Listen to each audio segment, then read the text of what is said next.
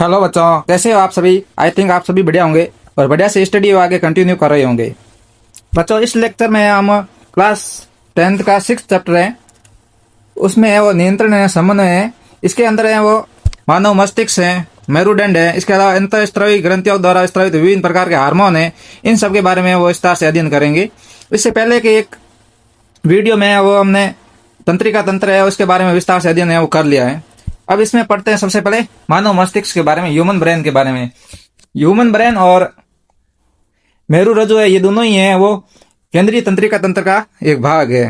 मतलब केंद्रीय तंत्रिका तंत्र का कौन कौन से भाग हो गए, एक तो है वो मानव मस्तिष्क हो जाएगा और एक हो जाएगा मेरु रज्जु या मेरु स्पाइनल कॉर्ड भी कहते हैं इसे। ये है वो केंद्रीय तंत्रिका तंत्र का भाग हो जाएगा। मानव मस्तिष्क हमारे शरीर का नियंत्रण केंद्र है। ये खोपड़ी के भीतर है वो सुरक्षित रहता है और पूरे शरीर की क्रियाओं में समन्वय का कार्य है वो करता है। यदि इसकी निर्माण की बात करें तो इसकी निर्माण है भ्रूण की गैस्ट्रल अवस्था के बाद बनने वाली जो एक्टोडर्म है उसमें बनने वाली न्यूरल ट्यूब से होता है। तो मानव मस्तिष्क और मेरुदंड का निर्माण मानव मस्तिष्क और मेरुरज्जु का निर्माण कहां से होता है? एक्टोडर्म की न्यूरल ट्यूब से। न्यूरल ट्यूब होता है उसके आगे वाला भाग होता है, उससे तो मानव मस्तिष्क का निर्माण होता है, और पीछे वाला भाग होता है उससे है वो मेरुरज्जु का है वो निर्माण होता है। आगे देख लेते हैं हम मानव मस्तिष्क के विभिन्न भागों के बारे में। मानव मस्तिष्क है इसको मुख्यतः 3 भागों में बांटा जा सकता है: अग्र मस्तिष्क, मध्य मस्तिष्क और पश्च मस्तिष्क। अग्र मस्तिष्क है वो सबसे बड़ा भाग होता है तथा इसमें सोचने, समझने, स्मरण शक्ति है, कल्पना शक्ति है, बुद्धि है, स्वेच्छिक क्रियाओं का नियंत्रण है वो पाया जाता है। तो मानव मस्तिष्क का सबसे बड़ा भाग कौन सा हो गया? अग्र मस्तिष्क। अग्र मस्तिष्क है इसके आगे 3 भाग होते हैं: ग्रहण पिंड, प्रमस्तिष्क और डायनसिफेलॉन। कौन कौन से भाग हो गए? ग्रहण पिंड जिसे को हमें ऑल फैक्ट्री कहते हैं, ऑल फैक्ट्री। सेकंड नंबर है सेरिब्रम और थर्ड नंबर है डायनसिफेलॉन।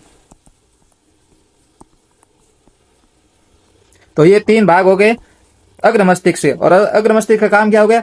सोचने, समझने, स्मरण शक्ति है, कल्पना शक्ति है, बुद्धि है, स्वेच्छा क्रिया है, इनको नियंत्रण करने का कार्य है वो अग्र मस्तिष्क करता है। सेकंड नंबर आता है मध्य मस्तिष्क। मध्य मस्तिष्क है उसका काम हो गया आंखों और कानों से संबंधित होगा, जो कि आंखों और कानों की क्रियाओं को नियंत्रित है वो मध्य मस्तिष्क करता है। और इसका आगे भाग हो गया, एक तो हो जाएगा दृढ़ पिंड और एक हो जाएगा कूरा सेरेब्राई। और लास्ट में आता है पश्च मस्तिष्क जिसको है हाइंड ब्रेन भी कहते हैं। इसको है आगे वो मुख्यतः 2 भागों में बांटा जा सकता है या फिर इसे 3 भागों में भी बांट सकते हैं। एक है वो पोन्स वाला भाग हो जाएगा। तो सबसे पहले हो जाएगा सेरेबेलम, फिर मेडुला ऑब्लोंगेटा और एक हो जाएगा पोन्स। सेरेबेलम में ये शरीर के संतुलन और मांसपेशियों में समन्वय का कार्य है वो करता है, और मेडुला ऑब्लोंगेटा है वो श्वसन है, हृदय गति है, पाचन है आदि अनैच्छिक क्रियाएं होती हैं, इन सब का नियंत्रण है वो मेडुला ऑब्लोंगेटा के द्वारा है वो किया जाता है। और लास्ट भाग आता है पोन्स। इसके अंदर है वो न्यूमोटैक्सिस पाया जाता है, जो कि श्वसन की क्रिया है उनको नियंत्रित करने का कार्य है वो पोन्स के द्वारा है वो किया जाता है। तो मानव मस्तिष्क के 3 भाग हो गए, अग्र मस्तिष्क, मध्य मस्तिष्क और पश्च मस्तिष्क। अग्र मस्तिष्क है वो सोचने, समझने, स्मरण शक्ति है, कल्पना शक्ति है, बुद्धि है, स्वेच्छा क्रिया है, इनको नियंत्रित करता है, जबकि अनैच्छिक क्रिया है उनको पश्च मस्तिष्क का मेडुला ऑब्लोंगेटा होता है इसके द्वारा है वो की जाती है। और पोन्स है इनके द्वारा श्वसन की क्रिया है उसका नियंत्रण है वो किया जाता है। और मध्य मस्तिष्क है उसके द्वारा आंखों और कानों में समन्वय का कार्य है वो मध्य मस्तिष्क के द्वारा किया जाता है।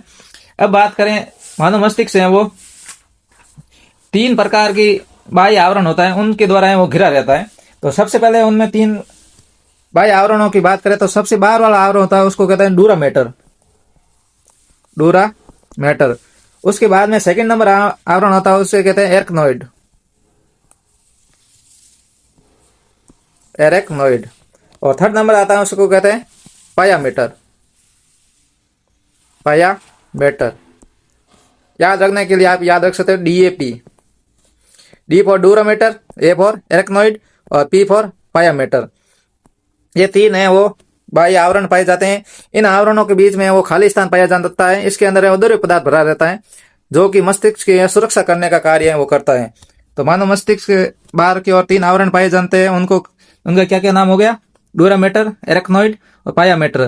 डूरा मैटर होता है वो सबसे बाहर की ओर स्थित होता है, जो कि सबसे मजबूत होता है। और इसके बाद में वो एरेक्नोइड होता है जो केवल स्तनियों के अंदर है वो पाया जाता है। और पाया मैटर है वो पारदर्शी प्रकार का होता है, और इन तीनों के बीच में वो द्रव्य पाया जाता है, जिसके कारण है वो मस्तिष्क को है वो विभिन्न प्रकार से आघातों से वो सुरक्षा करने का कार्य है वो करता है। अब मानव मस्तिष्क के कार्य की बात करें तो ये सोचने, समझने, स्मरण शक्ति, निर्णय लेने की शक्ति में सहायक होता है। इसके अलावा शरीर के विभिन्न भागों की क्रियाओं को नियंत्रित करने का कार्य करता है। इसके अलावा अनैच्छिक जो भी क्रियाएं होती है, जैसे कि हृदय गति हो गई, श्वसन हो गया, पाचन हो गया, इनको भी नियंत्रित करने का कार्य मस्तिष्क करता है। आप यहाँ पर मस्तिष्क का डायग्राम देख सकते हैं। सबसे ऊपर की ओर अग्र मस्तिष्क होता है जो कि सबसे बड़ा भाग होता है। इसके बाद में बीच में मध्य मस्तिष्क होता है, और लास्ट में ये है वो पश्च मस्तिष्क हो गया, जिसका भाग हो जाएंगे मेडुला ऑब्लोंगेटा है, सेरेबेलम है, और इसके अलावा ये पोन्स हो गया। और मस्तिष्क आगे है वो मेरु रज्जु से जुड़ा रहता है, जो कि रीढ़ की हड्डी के अंदर है वो पाया जाता है। आगे हम पढ़ लेते हैं मेरु रज्जु के बारे में, स्पाइनल कॉर्ड के बारे में। ये मस्तिष्क से निकलकर रीढ़ की हड्डी के भीतर है वो पाया जाता है, तथा ये मस्तिष्क और शरीर के अन्य भागों के बीच संदेशों का आदान प्रदान करने का कार्य वो करता है। कौन? Spinal cord. और ये प्रतिवर्ती क्रियाओं का केंद्र भी है। रिफ्लेक्स एक्शन का केंद्र कौन हो गया?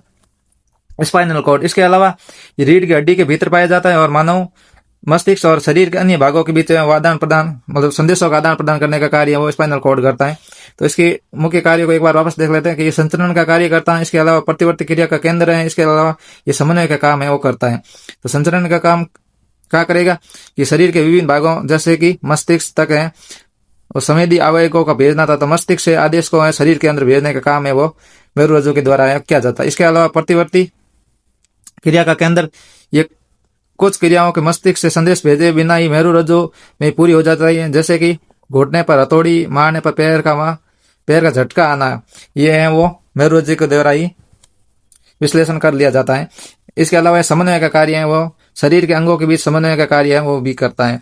मेरु रज्जु की बात करें तो इसमें बाहर की तरफ श्वेत द्रव्य पाया जाता है, जबकि अंदर की ओर दूसरा द्रव्य पाया जाता है। ग्रे मैटर अंदर की ओर होता है, व्हाइट मैटर बाहर की ओर होता है, और इससे विभिन्न सेंसरी नर्व रूट्स है वो निकलती है, और मोटर तंतु है वो अंदर की ओर जाती है। संवेदी तंतु है वो विभिन्न सूचनाओं को लेके जाती हैं, और मोटर तंतु विभिन्न प्रतिवर्ती जो भी घटनाएं होती हैं उनको वापस लेके आने का काम है वो करती है। आगे दे रखा है तंत्रिका तंत्र के बारे में। नर्वस सिस्टम है, इसको है वो हम आगे 2 भागों में बांट सकते हैं। ये तो केंद्रीय तंत्रिका तंत्र हो गया, जिसका भाग हो जाएगा मस्तिष्क और मेरु रज्जु, जो कि सभी कार्यों को नियंत्रण और समन्वय का काम करता है। इसके अलावा सेकंड हो गया परिधीय तंत्रिका तंत्र, जिसको पीएनएस कहते हैं। इसमें सभी तंत्रिकाएं आ जाएगी। ये केंद्रीय तंत्रिका तंत्र और शरीर के अन्य भागों के बीच संदेश पहुंचाने का काम है वो करता है। तो तंत्रिका तंत्र है, ये नर्व सिस्टम है, उसको हम 2 आगे भागों में बांटा जा सकता है, जिसमें पहला भाग हो जाएगा केंद्रीय तंत्रिका तंत्र, और सेकंड हो जाएगा परिधीय तंत्रिका तंत्र। केंद्रीय तंत्रिका तंत्र है, इसका तो 2 भाग हो जाएगी, एक तो मस्तिष्क हो जाएगा ब्रेन, और एक हो जाएगा स्पाइनल कॉर्ड। और परिधीय के अंदर शरीर के अंदर उपस्थित सभी तंत्रिकाएं हैं या फिर न्यूरॉन्स है वो परिधीय तंत्रिका तंत्र का है वो भाग हो जाएगा। आगे हम और देख लेते हैं परिधीय तंत्रिका तंत्र है, इसमें क्या क्या आ जाते हैं कि ये केंद्रीय तंत्रिका तंत्र से बाहर की ओर स्थित होता है। मस्तिष्क और मेरु रज्जु के मस्तिष्क है सभी शरीर के अन्य भागों से जोड़ने का काम है परिधीय तंत्रिका तंत्र के द्वारा किया जाता है। मतलब मस्तिष्क और मेरु रज्जु है वो तो केंद्रीय तंत्रिका तंत्र का भाग हो जाएगा। इसके अलावा जो भी न्यूरॉन्स हैं वो परिधीय तंत्रिका तंत्र या पीएनएस का भाग है वो हो जाएगा। ये आगे है परिधीय तंत्रिका तंत्र, इसको 2 भागों में आगे बांटा जा सकता है। एक तो कपाल तंत्रिकाएं हो जाएगी, एक है मेरु रज्जु तंत्रिकाएं हो जाएगी। कपाल तंत्रिकाएं इनकी संख्या है वो 12 जोड़ी होती हैं, जो कि मानव मस्तिष्क से निकलती हैं, और मेरु रज्जु तंत्रिकाएं मेरु रज्जु से निकलती तथा इनकी संख्या 31 जोड़ी हो जाएगी।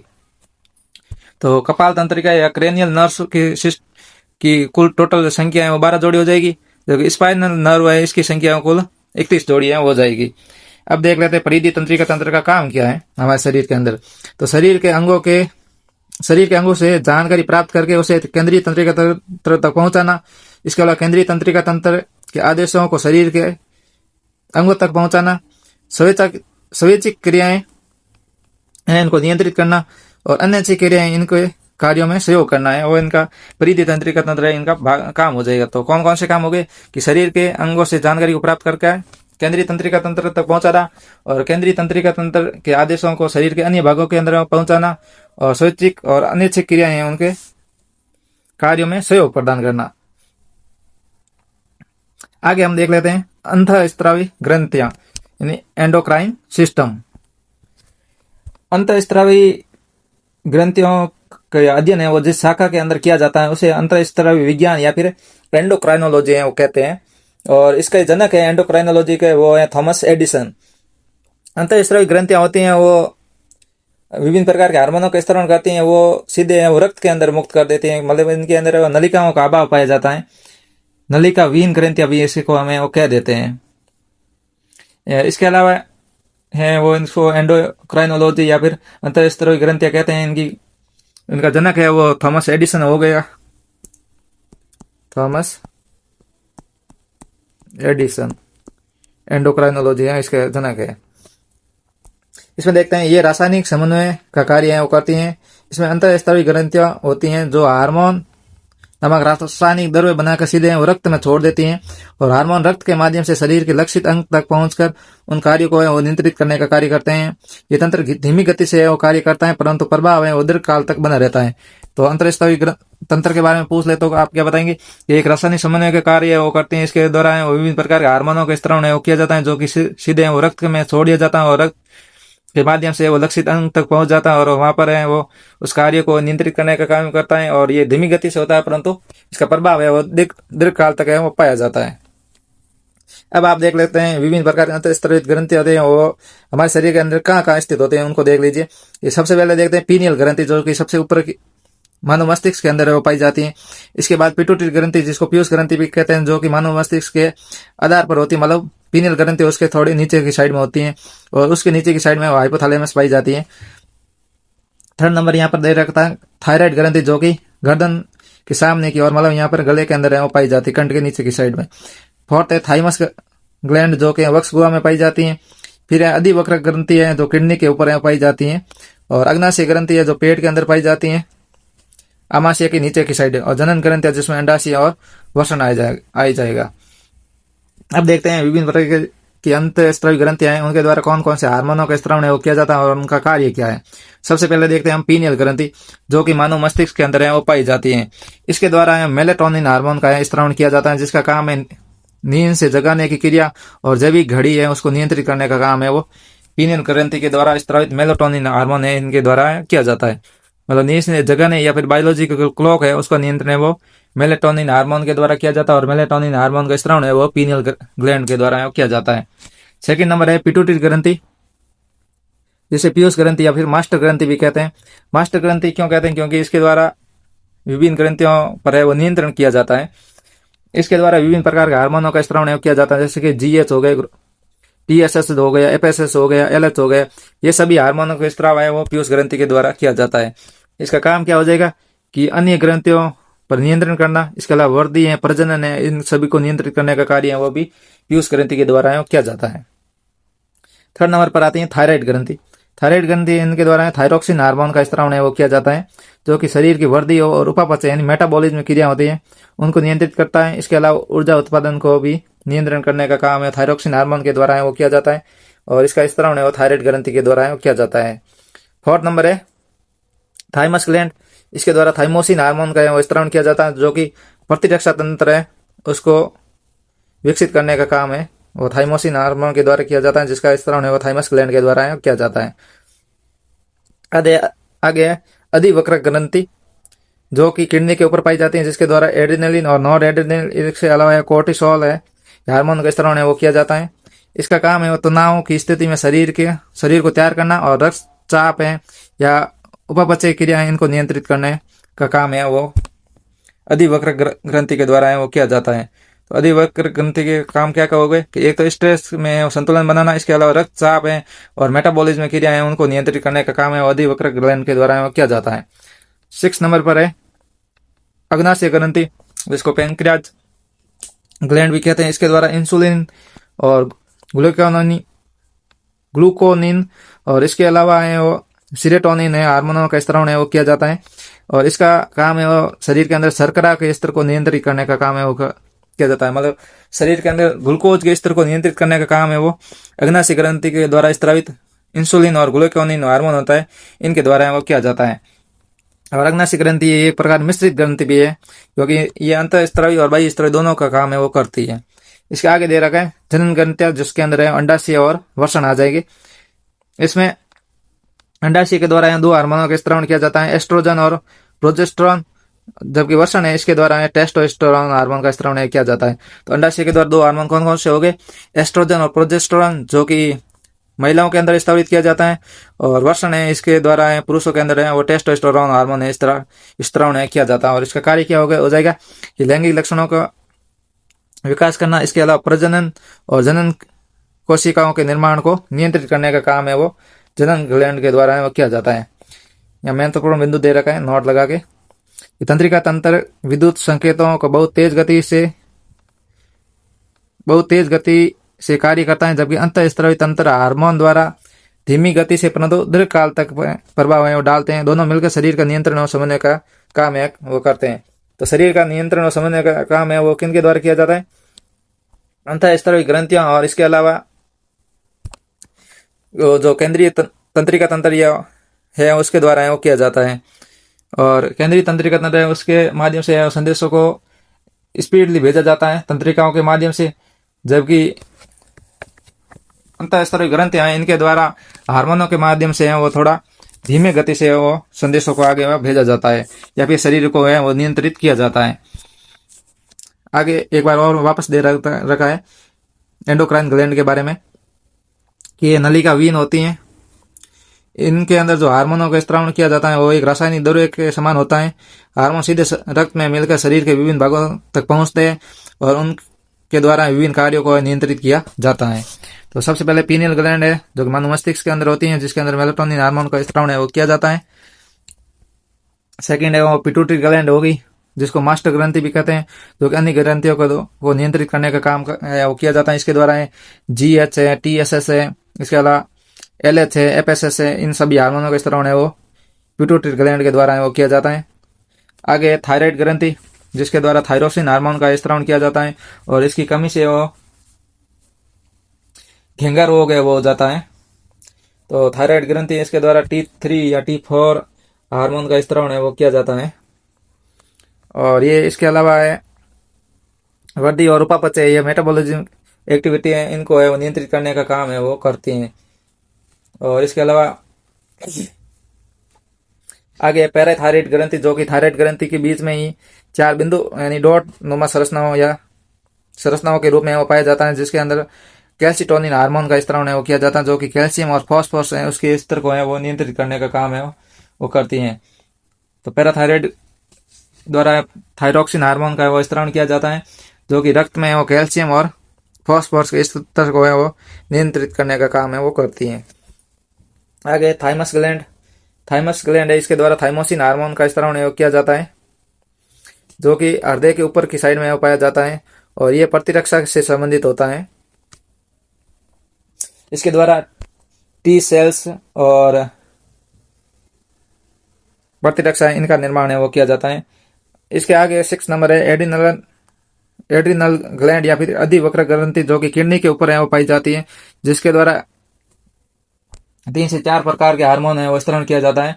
इसके मध्यांश भाग होता है, इसके द्वारा एड्रिनलिन और नॉर एड्रिनलिन हार्मोन का स्त्रावण किया जाता है, जबकि इसका बाहर वाला भाग यानी वल्कुट भाग होता है, इसके द्वारा है वो 3 प्रकार के हार्मोनों का स्त्रावण किया जाता है। एक तो हो जाएगा एल्डोस्टेरोन, इसके अलावा कोर्टिसोल, और इसके अलावा है गोनेडोकोर्टिकोइड है, इन हार्मोनों का स्त्रावण है वो किया जाता है। इनका काम हो जाएगा शरीर में भय है, क्रोध है, तनाव है, इन सबको नियंत्रित करना। इसके अलावा शरीर के अंदर BP है, GFR है, और जल है, विद्युत अपघट है, इन सब का संतुलन करने का काम है वो अधिवक्र ग्रंथि के द्वारा है वो किया जाता है। आगे बात करें अग्नाशय ग्लैंड की, तो अग्नाशय ग्लैंड है वो उदर गुहा में पेट के पीछे की साइड है वो पाई जाती है। इसके द्वारा है वो 2 काम किया जाता है, मतलब एक इसको है वो मिश्रित ग्रंथि भी कहते हैं, क्योंकि इसके द्वारा बहिस्त्रावी भाग और अंतःस्त्रावी भाग है ये दोनों पाए जाते हैं। मतलब इसके ये ग्लैंड है वो अंतःस्रावी ग्रंथि के रूप में और बहिःस्रावी ग्रंथि दोनों के रूप में काम करती है। बहिःस्रावी ग्रंथि के रूप में वो अग्नाशय रस है या पैंक्रियाटिक जूस है उसका स्त्रावण किया जाता है, जो कि पाचन में सहायक होता है। जबकि इसके अंतःस्रावी भाग की बात करें तो इसमें दो भाग हो जाएंगे, एक तो अल्फा सेल्स हो जाएगी और एक बीटा सेल्स हो जाएगी। अल्फा सेल्स है उसके द्वारा ग्लूकेगॉन हार्मोन का स्त्रावण है वो किया जाता है। जबकि बीटा सेल्स की बात करेंगे तो उसके द्वारा है वो इंसुलिन हार्मोन का स्त्रावण है वो किया जाता है। ये दोनों है ये हमारे शरीर के अंदर शर्करा का स्तर को है नियंत्रित करने का काम है वो करती हैं। तो अग्नाशय ग्रंथि है वो एक प्रकार की मिश्रित ग्रंथि है वो हो जाएगी। आगे बात करें वृषण की, टेस्टिस, जो कि पुरुषों के अंडकोश में स्थित होता है, जिसके द्वारा टेस्टोस्टेरोन हार्मोन का स्त्रावण है वो किया जाता है, जिसका काम है वो लैंगिक लक्षणों के विकास में वो सहायक होता है। इसके बाद करें अंडाशय, तो स्त्रियों के श्रोणी गुहा में स्थित होता है, जो कि एस्ट्रोजन और प्रोजेस्टेरोन हार्मोन का स्त्रावण है वो किया जाता है और इसका काम हो जाएगा लैंगिक लक्षणों और मासिक चक्र इनको नियंत्रित करने का काम है वो एस्ट्रोजन और प्रोजेस्टेरोन हार्मोन के द्वारा वो किया जाता है। अब देख लेते हैं अंतःस्रावी ग्रंथियों की कुछ विशेषताएं कि ये नलिका विहीन होती हैं। इनके द्वारा विभिन्न प्रकार के हार्मोनल स्त्रावण है वो सीधे रक्त के अंदर किया जाता है, जो कि थोड़ी मात्रा में होते हैं परंतु दूरस्थ अंगों तक पहुंचते हैं और इनका प्रभाव वो धीमा होता है परंतु लंबे समय तक वो बना रहता है। पीयूष ग्रंथि की बात करें तो इसको हम मास्टर ग्रंथि भी कहते हैं। थायराइड ग्रंथि के द्वारा थायरोक्सिन हार्मोन का स्त्रावण किया जाता है, इसके कमी से वो घेंगा रोग हो जाता है और इंसुलिन हार्मोन की कमी से मधुमेह रोग हो जाता है। इंसुलिन हार्मोन का स्त्रावण है वो अग्नाशय की बीटा सेल्स के द्वारा किया जाता है। और एड्रेनलिन हार्मोन की बात करें तो आपातकालीन हार्मोन भी कहलाते हैं, क्योंकि आपातकाल में वो पुनः सामान्य स्थिति में लाने का काम है वो करता है। यहाँ डायग्राम में देख सकते हैं, सबसे पहले पीनियल ग्लैंड आती हैं जो कि मस्तिष्क के अंदर पाई जाती हैं। सेकंड नंबर पिट्यूटरी ग्लैंड जो कि पीनियल ग्लैंड के नीचे की ओर मटर के आकार की होती हैं और इसे मास्टर ग्लैंड भी कहते हैं। इसके बाद में वो हाइपोथैलेमस आती है जिसको मास्टर ग्लैंड भी कहते हैं। इसके बाद है थायराइड ग्लैंड जो कि गले में पाई जाती है और एच आकार की होती है। और पैराथायराइड है, इनकी संख्या वो 4 होती हैं और थायराइड के बीच बीच में वो पाई जाती हैं। थाइमस ग्लैंड है वो वक्ष गुहा में पाई जाती हैं, हृदय के ऊपर की साइड इसके द्वारा थाइमोसिन हार्मोन का वो स्त्रावण किया जाता है। इसके बाद बात करें अधिवक्र ग्लैंड जो कि किडनी के ऊपर पाई जाती है और इनकी संख्या वो 2 होती है, मतलब एक जोड़ी के रूप में वो पाई जाती है। और इसके बाद बात करें अग्नाशय ग्लैंड, तो जो कि पेट के नीचे की ओर पाई जाती है, आमाशय के नीचे की ओर। और इनमें वो 2 भाग हो जाएगी, एक तो बहिःस्रावी ग्लैंड के रूप में और एक हो जाएगा अंतःस्रावी ग्लैंड के रूप में। बहिःस्रावी है इसमें अग्नाशय जूस का स्त्रावण है वो किया जाता है, जबकि अंतःस्रावी ग्लैंड होती है इनके रूप में वो अल्फा सेल्स और बीटा सेल्स पाई जाती हैं। और अल्फा सेल्स के द्वारा ग्लूकेगॉन हार्मोन हो जाएगा और बीटा सेल्स से इंसुलिन हार्मोन का स्त्रावण है वो किया जाएगा और इसके द्वारा है वो ग्लूकोज का नियंत्रण है वो शरीर के अंदर वो किया जाता है। आगे हैं वस्त्रण जो कि पुरुषों के अंदर पाए जाते हैं और इसके अंदर वो टेस्टोस्टेरोन हार्मोन का स्त्रावण है वो किया जाता है। और आगे हैं अंडाशय जो कि स्त्रियों के अंदर पाए जाते हैं और इसके द्वारा एस्ट्रोजन और प्रोजेस्टेरोन हार्मोन का स्त्रावण किया जाता है। आई थिंक आपको ये पूरा चैप्टर है नियंत्रण है समन्वय ये पूरा समझ में आ गया होगा। इसके 2 पार्ट हैं, ये सेकंड पार्ट है और इसका फर्स्ट पार्ट है वो चैनल पर अपलोड कर रखा है, वहाँ से आप देख लीजिए। और यदि आपको कोई भी समस्या आ रही है तो आप कमेंट सेक्शन में कमेंट करके ज़रूर बताएं ताकि हम आवश्यक सुधार हैं वो करेंगे। और आप इस चैनल से वो जुड़े रहें, इस पर 10th क्लास की पूरी साइंस है हिंदी मीडियम में करवाई जाएगी। ओके, धन्यवाद।